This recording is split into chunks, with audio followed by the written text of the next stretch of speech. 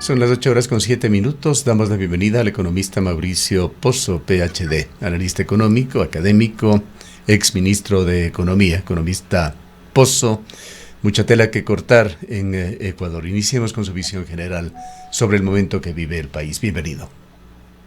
Muchas gracias por la entrevista. Tal vez empezar indicando que el Ecuador, este momento, si vemos una foto respecto de un año atrás, en la parte macroeconómica tiene mejores indicadores. Hay una recuperación de reservas internacionales, estas están sobre los 8.500 millones.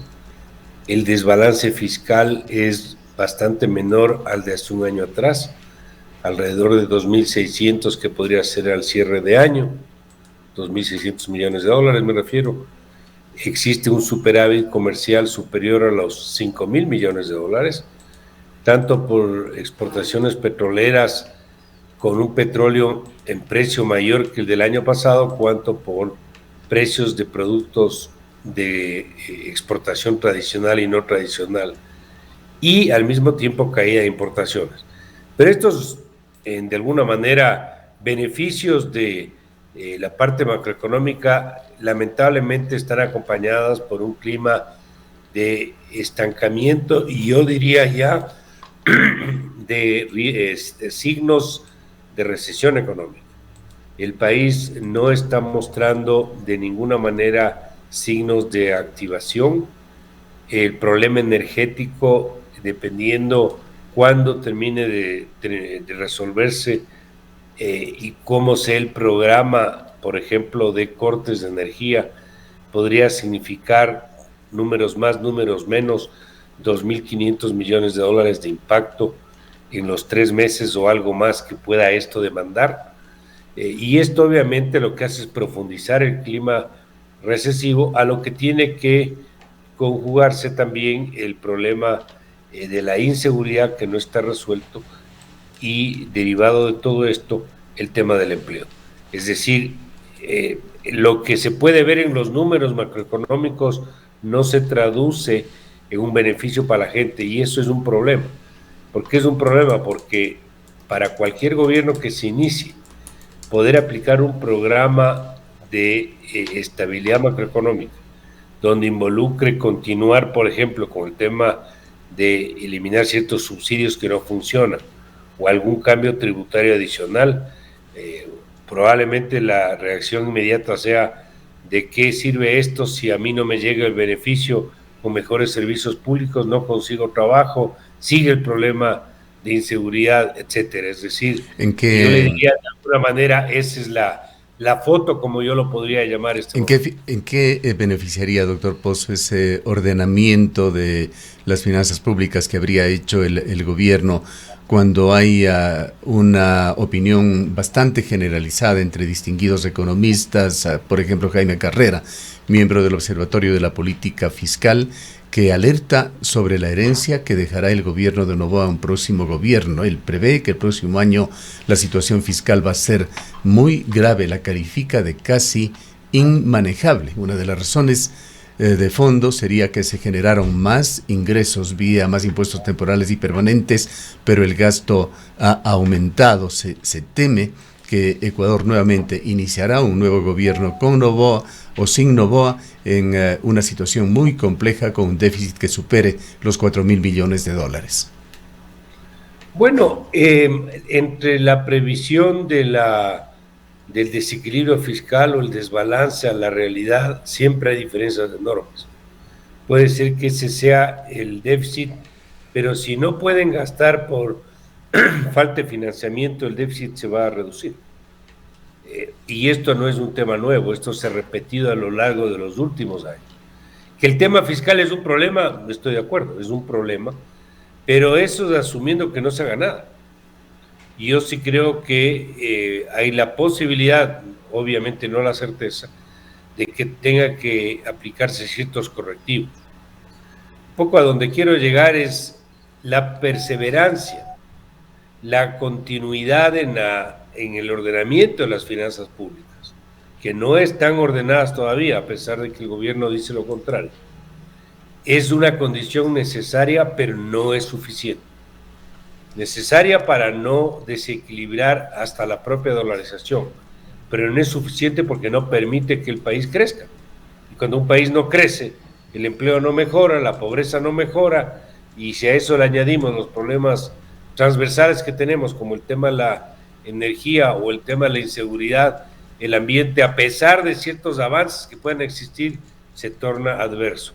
Ahora, si en la parte fiscal no hacemos nada, obviamente que se puede volver inmanejable, pero yo creería que algo se va a tener que adoptar, porque en caso contrario, al gobierno que le toque tomar decisiones, si no hace nada, le va a rebotar a él mismo el problema. Y no creería yo que exista tan poca, yo diría, apertura y receptividad como para poder tomar ciertas decisiones, a pesar de que algunas de ellas no sean muy fáciles. Economista Pozo, usted dice que todavía faltan por hacer algunas cosas cuando hablamos de ordenar las finanzas públicas. ¿A qué se refiere? ¿Qué es lo que más debería hacer? ¿Qué es lo que debería hacer más el presidente o el gobierno nacional para que las finanzas del Ecuador estén en orden, cuando hay otros sectores que alegan en cambio que este orden de las finanzas está afectando seriamente el bolsillo de los ecuatorianos? Situaciones como el no pago a las dializadoras, el desempleo, etcétera, etcétera, etcétera. Bueno, hay cosas que no se han hecho, hay decisiones que no se han adoptado, y la gran mayoría de no adoptarlas ha sido por razones políticas, porque no es el momento, nunca hay momento óptimo para tomar decisiones, que hay que hacerlo después, que sea el siguiente gobierno, que cuando haya más apoyo ciudadano, etcétera, etcétera. Lo cierto es que una reforma al tamaño del Estado no se ha hecho nada. Ahí estamos parqueados en un tamaño excesivo, con roles que el Estado no debe cumplir. Parte del problema de la energía ahora hace el Estado de empresario cuando no es empresario. Ese no es su rol, ese no es su función, no lo hace bien. Es un empresario fallido. Eso tiene que dárselo, entregárselo, concesionárselo con las figuras legales que tengamos al sector privado para que lo haga de mejor forma y el beneficio. Una pregunta incidental. ¿Es el Banco del Pacífico una excepción que confirma la regla? Es un campo donde el Estado no debe participar, aparte de que ahí hay una diferencia. Ahí el Estado, a través de la CFN, es propietario del banco, pero el banco se regula por las leyes privadas y está sujeto a la propia superintendencia de bancos.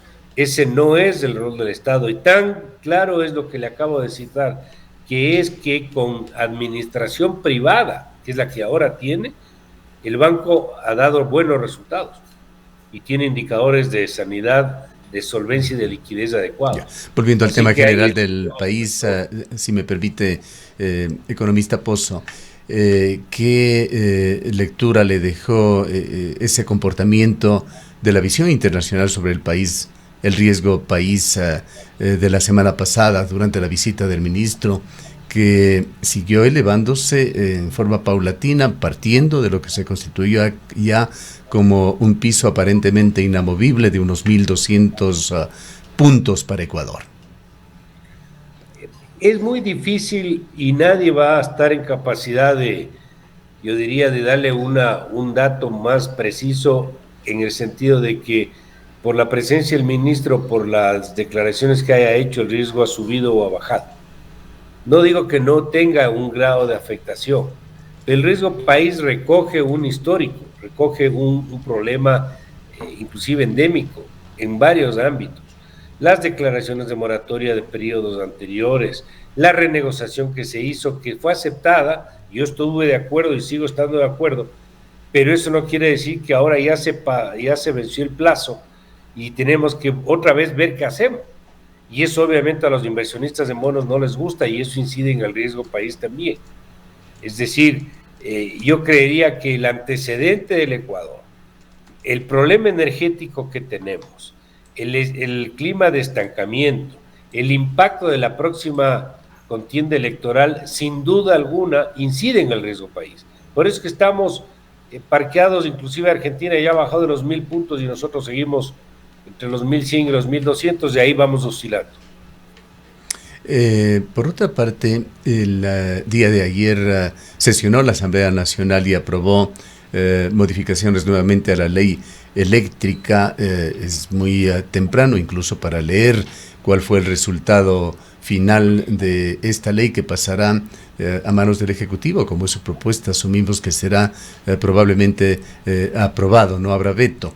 Pero si es que ha podido usted seguir por lo menos los debates previos, los análisis que han hecho asambleístas, y ojalá el texto con el que quedó el día de ayer, ¿cómo ve la calidad y pertinencia de esta ley orgánica para impulsar iniciativa privada en la transición a energías renovables en el contexto actual? Bueno, la ley como salió no la he podido ver todavía, porque está recién salida del horno, como se dice, pero en el espíritu de la misma yo no tengo por qué estar en contra. Creo que persigue dar cierto tipo de beneficios para que la inversión privada venga al sector y eso ayude a la situación de solución del problema, sobre todo a mediano y a largo plazo, porque en corto plazo no nos va a dar el tiempo para ello. Sin embargo, sí creo que por la experiencia que se ha podido acumular a lo largo de los años para leyes que promuevan inversión en este o en otros sectores, algo pueden ayudar las normas, algo pueden ayudar las leyes, pero si usted no le acompaña a eso con otro tipo de reformas, muchas veces puede quedar esto como letra muerta. Es decir, hay problemas que todavía no hemos resuelto. El mismo problema que le acabo de citar como ejemplo. ¿Quién va a administrar las empresas hidroeléctricas, las de telecomunicaciones, el tema de la propia empresa petrolera? Es decir, ahí tenemos un problema que no se ha resuelto.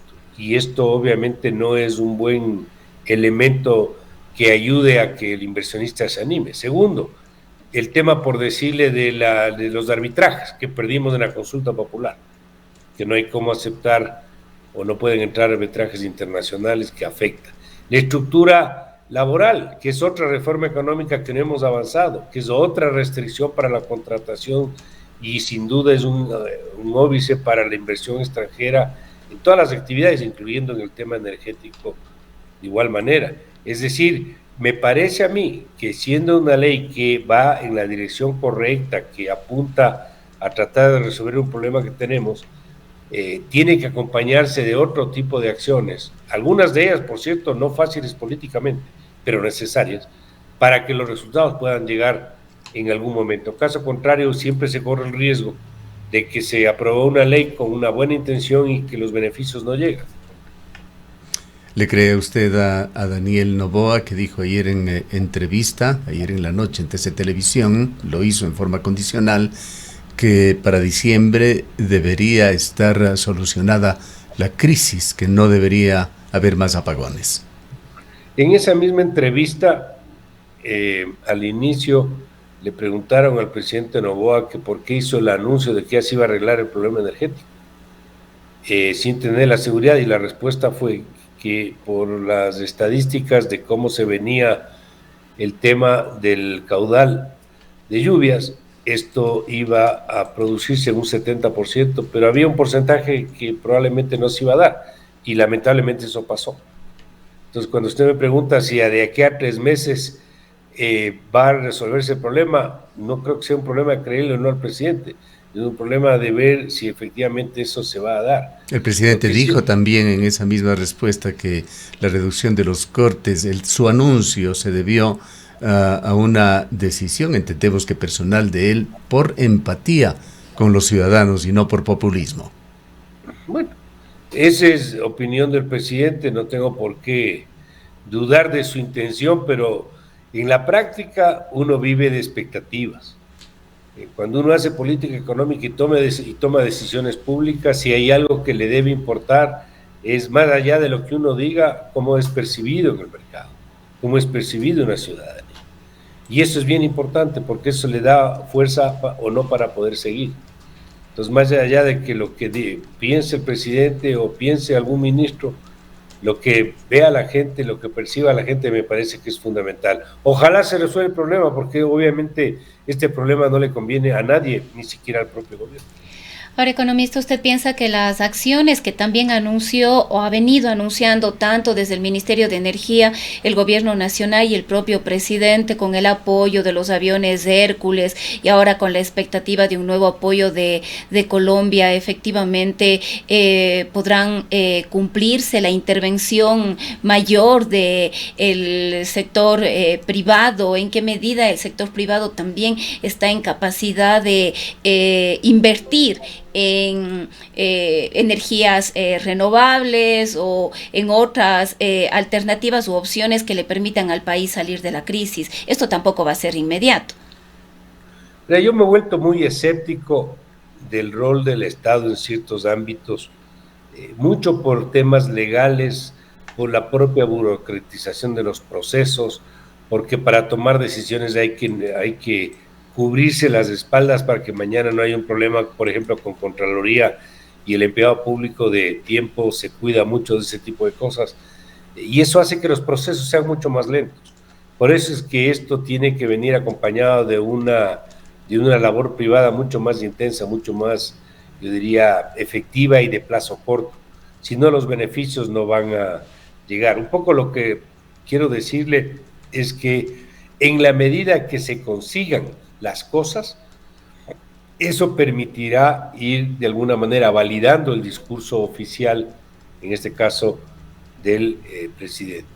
En la entrevista de ayer también dijeron que actuó rápido en materia de la decisión del ingreso más allá del tema diplomático en la embajada mexicana, y efectivamente así fue la actuación en el problema con TC Televisión de igual manera, y que aquí como que parece que ha habido más demora, pero es, yo diría en términos prácticos, por las razones que acabo de citar. Por eso es que el rol del sector privado es fundamental, para que pueda de alguna manera mover esta rueda más rápido, porque si le dejamos todo al sector público y le cogemos la propia dinámica, esto no va a funcionar. Por eso le decía al principio, el que actúe el Estado de empresario, esto no funciona, no es que es ahora, este es un problema de muchas décadas atrás, y nadie se atreve a tomar la decisión por razones políticas, porque el momento no es el adecuado, porque ya vienen las elecciones, porque me va a costar votos, y seguimos como estamos. Quisiera preguntarle también, economista Pozo, su juicio de valor sobre cuán pertinente, cuán adecuada es la decisión del presidente de la República de integrar al feriado un día más, el próximo jueves 31, dejando esta semana laboral en apenas 3 días. Si eso termina siendo de un beneficio para que ciertas actividades tengan algo más de negocio, tengan algo más de movimiento y finalmente le dé un aporte a la economía del país, estará bien hecho.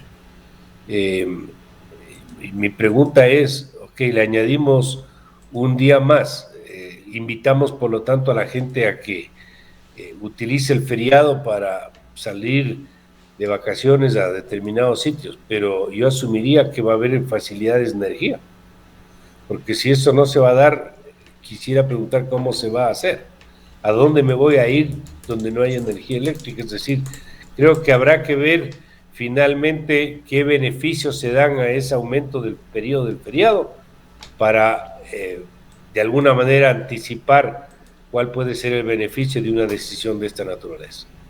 Se va perfilando, por otra parte, en Ecuador un problema de cartera para las entidades financieras. Economista Pozo, hay varios comentarios en el sentido de que la situación de pago de créditos, particularmente en el sector de cooperativas, se está volviendo delicado. En el caso de la banca se ha dicho que el índice de cartera ha llegado a un 3,7%, pero que la banca tiene mejores aptitudes para enfrentar la situación, o mejores atributos, perdón. Bueno, lo que usted anota es correcto. Los niveles primero de control, de supervisión en el caso de los bancos ha sido mucho más, yo diría, riguroso que en el caso de las cooperativas. Los indicadores de morosidad, de sanidad de cartera, de la propia, los propios indicadores de solvencia en el caso de los bancos son mejores que en el caso de las cooperativas, pero estamos hablando de promedios. También existen unos puntos, unas pecas ahí, tanto en el caso de los bancos como en el caso de las cooperativas. El gran problema es que las cooperativas, que ya representan el 30% del mercado, son muchas. Y estamos hablando aquí de las más grandes, que es de lo que se llama el segmento 1 y 2. Y en esa línea sí tienen que buscarle una suerte de salida, porque el Ecuador ha tenido crisis, ha venido con problemas fiscales, estamos con problemas de energía, el problema de la seguridad al mismo tiempo, no teníamos liquidez en el fisco, etcétera. No hemos tenido un problema de otra naturaleza como es en el sector financiero. Más bien el sector financiero ha paliado la situación. ¿Usted considera, economista, en este contexto que es adecuada esta decisión que ha tomado Asobanca y que comunicó este fin de semana de que los bancos privados van a diferir las cuotas por vencer de tarjetas de crédito, de microcrédito y créditos de consumo y vivienda hasta por 90 días? Puede ser que dé un resultado, pero en el proceso que eso se dé tienen que regularizarse otras cosas. Le voy a dar un ejemplo. El caso del instrumento de determinación de tasas de interés. Ese no es el que el país necesita, no es el adecuado. Es más, en el acuerdo con los multilaterales es parte de los compromisos de Ecuador. ¿Y por qué esto no funciona? Porque no demuestra lo que debe ser la tasa de interés. La tasa de interés es un fiel reflejo del riesgo. Y usted podría aplicar tasas de interés diferenciadas en función del riesgo, pero en este momento no lo puede hacer porque tiene techos en los distintos segmentos. Y eso hace que haya lo que se llama exclusión financiera. No hay peor crédito que el que no existe. Entonces a mí me parece que por esa vía van. Y lo otro es, recuerden que, por ejemplo, el tratamiento del registro de la cartera vencida cuando hubo la pandemia, también se lo postergó de 30 días a 60 días. Es decir, se alivió el proceso producto del problema que se vivió. Ahora estamos viviendo un problema de otro origen y se están tomando decisiones como la que estamos conversando. Pero eso no quiere decir que en ese proceso, en ese tiempo, en ese plazo, en este caso 3 meses, se pueda avanzar en otro tipo de reformas y de mecanismos de supervisión que permitan que el problema no solamente se busque patearlo para adelante, por decirlo de alguna manera, sino que se lo vaya resolviendo en el tiempo. Y eso me parece que es lo fundamental. Quisiera también escuchar su comentario sobre un fenómeno que se está viendo en Ecuador. La promoción en las redes sociales viene ya de hace mucho tiempo atrás. Ahora con inteligencia artificial se complica el panorama en cuanto a la credibilidad en las redes sociales. Hubo ya incidentes relacionados con el gobierno nacional que salió a aclarar que ciertos documentos publicados en las redes son falsos. Pero quisiera referirme concretamente a una aberración que se ha visto en forma cada vez más intensa. Fue proficua la semana pasada en la publicación en redes sociales de supuestos expertos influencers dando consejos en TikTok y en otras redes sobre cómo no pagar las deudas, cómo no cumplir por parte de los ciudadanos sus obligaciones financieras. Bueno, aquí hay temas muy complicados que tendrá que la tecnología misma ir de alguna manera corrigiendo estos desafueros, estos excesos. A usted le pueden poner con su propia voz y con su propia fisonomía a decir cosas que usted no ha dicho. Y esto obviamente genera otro tipo de problemas. Fíjese, la confianza y la credibilidad en todo es fundamental. Y cuando eso se pierde un activo bien importante de la sociedad.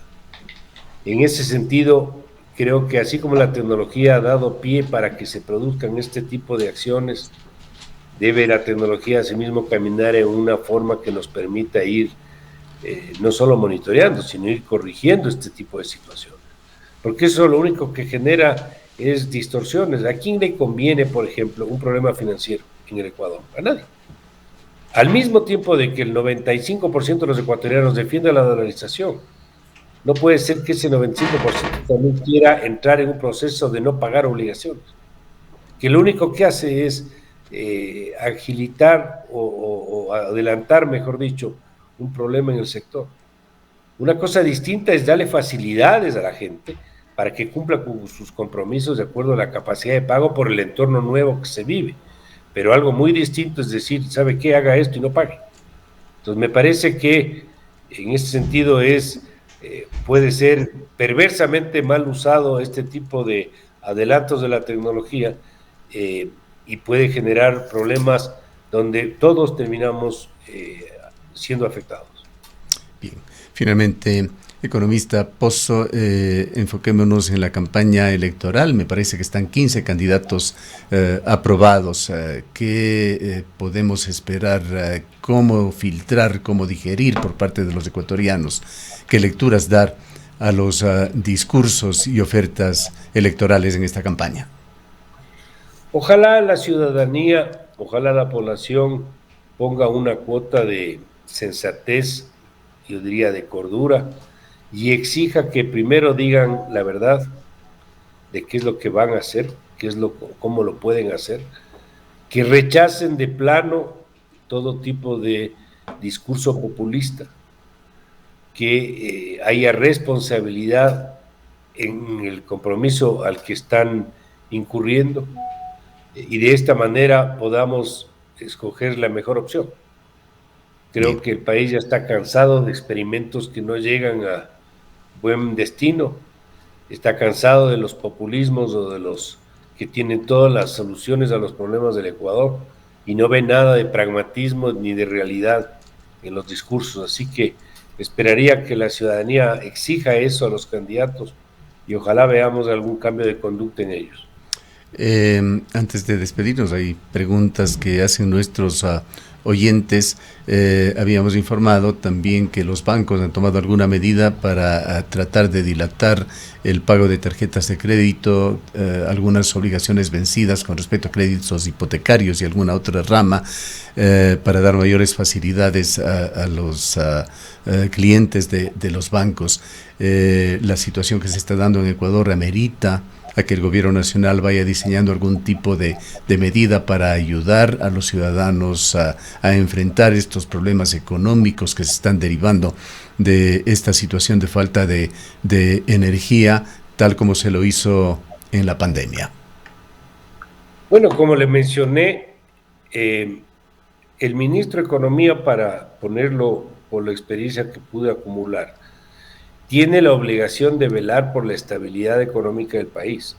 Ese es uno de sus grandes retos y compromisos. Y si bien es cierto, hay autonomía en el ámbito bancario, porque ahí está una junta de regulación, está una superintendencia, igual en el otro ámbito de las cooperativas. No por ello deja de tener una responsabilidad en las acciones que permitan complementar las decisiones de política pública en esos ámbitos para el menor costo o el mayor beneficio social. Y por esa razón creo que no solamente puede, sino que debe actuar.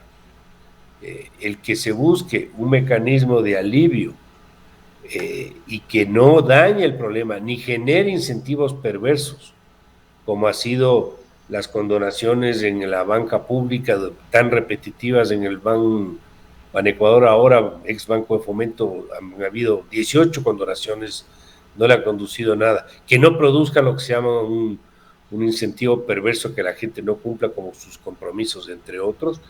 Me parece que el darle una suerte de complementariedad a esas decisiones me parece que es lo correcto. Bien.